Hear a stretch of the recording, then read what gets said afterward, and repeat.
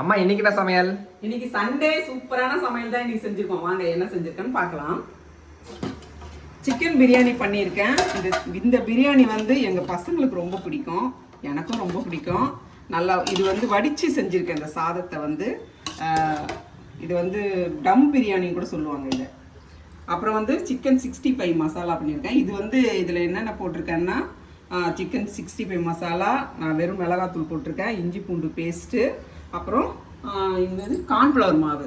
இது எல்லாமே மிக்ஸ் பண்ணி தயிர் இது முதல்ல மிக்ஸ் பண்ணி ஒரு 15 நிமிஷம் வந்து ஃப்ரிட்ஜில் வச்சு நான் பண்ணியிருக்கேன். சூப்பராக இருக்குது. நல்லா சாஃப்டாக முட்டையை அவிச்சு வச்சுருக்கேன். ஆனியன் ரைத்தா பண்ணியிருக்கேன். இது இல்லாமல் பிரியாணியாகவே இருக்காது. இது வந்து எங்கள் வீட்டுக்காருக்கு குழம்பு. இது எங்கள் வீட்டுக்காரர் பிரியாணி சாப்பிட மாட்டார். அவருக்காக தனியாக முட்டை அவிச்சு போட்டு முருங்கைக்காய் போட்டு ஒரு பொரிக்குழம்பு மாதிரி வச்சுருக்கேன். அப்புறம் இது வடித்த சாதம். இன்னைக்கு நம்ம வீட்டில் இவ்வளவு தாங்க சமையல். எல்லாரும் வாங்க சாப்பிட்லாம்.